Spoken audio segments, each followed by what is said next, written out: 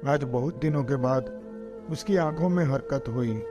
उसने अपनी पलकों को फड़फड़ाया और देखने की कोशिश की, मगर घने अंधेरे के सिवाय सामने कुछ न था। अब उसे यकीन हो गया था कि शायद अब वो देख नहीं पाएगा।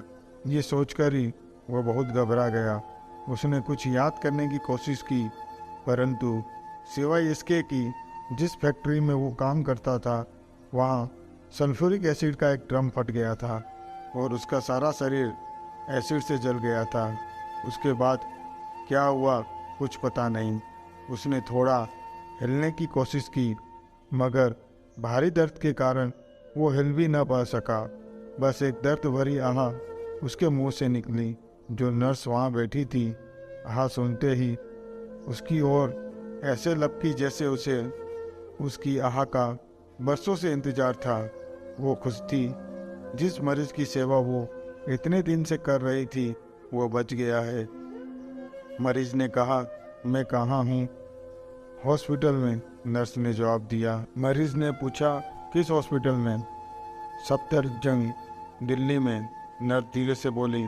उसने फिर से उठने की कोशिश की।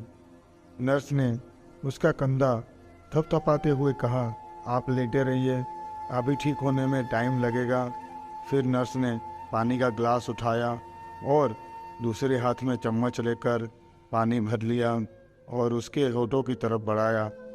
पहले उसने एक हल्की सी बूंद भरी और अपनी जीभ से अपने सूखे हुए होठों को नम किया।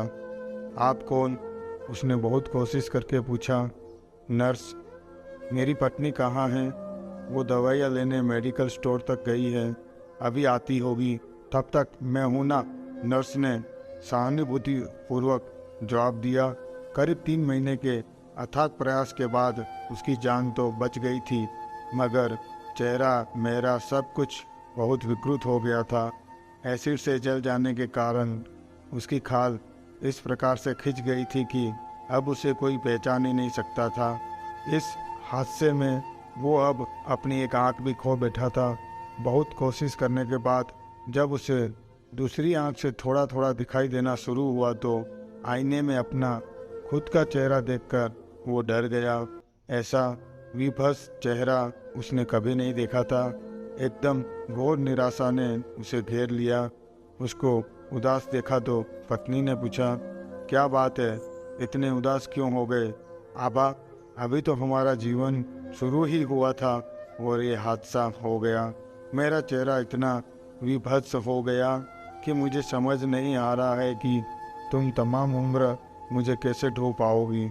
उसने भरे दिल से कहा। उसकी आंखों में आंसू छलक आए। आबा धीरे से उठी और उसके पास जाकर बोली, आप निराश मत होइए, सब ठीक हो जाएगा, और उसके आंसू अपने हाथ से पोंछ दिए। आबा, तुम खूबसूरत हो, जवान हो, और मैं नहीं नहीं, तुम दूसरी शादी कर लेना, उसने फिर से कहा। यह कहते हुए वो रो पड़ा। शायद दर्द बहुत घना और गहरा था। नहीं नहीं, आप ठीक हो जाएंगे, डॉक्टर कहते हैं प्लास्टिक सर्जरी करनी पड़ेगी और सब ठीक हो जाएगा। उसकी पत्नी ने उसका हौसला बढ़ाते हुए कहा, मगर प्लास्टिक सर्जरी का लाखों रुपए का खर्च हम कैसे उठाएंगे? फैक्ट्री की नौकरी तो जा चुकी है, तुम अकेले कैसे कर पाओगी? उसने घोर निराशा में कहा, कोई बात नहीं, भगवान सब ठीक करेगा। देखो, यहाँ भी कोई नहीं कहता था कि तुम बच जाओगे, मगर उस काले चश्मे वाली नर्स के रूप में हमें तो जैसे भगवान मिल गया। ये उसी की मेहनत का फल है कि तुम बच गए। आभा ने फिर से उसका दिलासा देते हुए उसका कंधा थपथपाया। अगले दिन जब वो काले चश्मे वाली नर्स आई तो आभा दवाई लेने मेडिकल स्टोर तक गई हुई थी।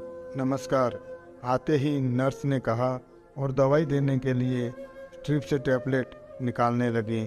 सिस्टर, आपसे कुछ कहना है, उसने धीरे से हिचकिचाते हुए कहा। हाँ कहिए। सिस्टर, मेरी आपने इतनी सेवा की है कि, फिर थोड़ी देर चुप होकर बोला कि शायद भगवान भी न कर पाता। मैं आपका ये कर्ज कैसे चुका पाऊंगा। अरे नहीं, इसमें कर्ज वाली कोई बात नहीं, ये तो मेरा काम है। नर्स ने उसकी ओर देखा और मुस्कुराते हुए कहा, हाँ, मुझे इस बात का एहसास जरूर है कि जलने का दर्द, वो भी एसिड से क्या होता है। वो कैसे? उसने उत्सुकतावश पूछ लिया। कुछ सेकंड के लिए नर्स चुप रहे। उसकी खामोशी ही बता रही थी कि बात बहुत गंभीर है। आज से 5 साल पहले किसी हरामी ने मेरे चेहरे पर एसिड फेंक दिया था। तब से इलाज कराते कराते मेरे पापा चले गए, हमारा घर बिक गया और हम सड़क पर आ गए। किसी तरह मेरी माँ ने घर घर झाड़ू बर्तन करके मुझे ये नर्स की ट्रेनिंग करवाई और हम कुछ संभल गए। नर्स ने दर्द भरे लहजे में कहीं दूर देखते हुए कहा, और वो, उसका क्या हुआ? उसने उत्सुकतावश जानने की कोशिश की। होना क्या था? हम सब मेरे इलाज में लगे रहे। उधर वो ले देखकर छूट गया। वो देख रहा था कि नर्स का चेहरा एसिड फेंकने वाले के प्रति अथाह नफरत से भरा था। उसके एक एक शब्द में उसका दर्द छलक कर बाहर आ रहा था। अब उसे यह भी आभास हो गया था कि वो हमेशा काला चश्मा क्यों पहने रहती है। क्या नाम है आपका? उसने गंभीर होकर पूछा। बुलबुल। कहाँ की रहने वाली हो आप? मेरठ। किस मोहल्ले से? बुढ़ाना गेट।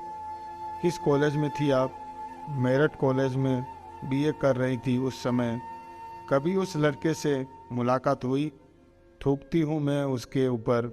फिर न उसकी कुछ पूछने की हिम्मत हुई, न आगे उस नर्स ने कुछ कहा। कमरे में गहरा सन्नाटा सा छा गया। उसके बाद वो दवाई देकर चुपचाप चली गई। घंटे भर बाद जब आभा लौटी तो देखा कि उस वार्ड के नीचे लोगों का जमघट लगा हुआ था। उत्सुकतावश उसने किसी से पूछा कि क्या हुआ है। किसी मरीज ने ऊपर से छलांग लगाकर आत्महत्या कर ली है, किसी से जवाब मिला। ओ, ये कहकर वो अपने पति के वार्ड की ओर चल पड़ी, मगर वो वहाँ मौजूद नहीं था। कुछ लोग बालकनी से नीचे झांक रहे थे। उसने भी नीचे झांक कर देखा। नीचे उसके पति की लाश पड़ी थी। उसकी जेब से उसका लिखा एक कागज का पुर्जा मिला था, जिसमें लिखा था, 10 साल पहले किए हुए घृणित काम का पश्चाताप करने का और कोई तरीका नहीं है मेरे पास। बुलबुल, मुझे माफ़ कर देना। सुरेश। दोस्तों, आपको ये कहानी कैसी लगी कमेंट में ज़रूर बताना। धन्यवाद।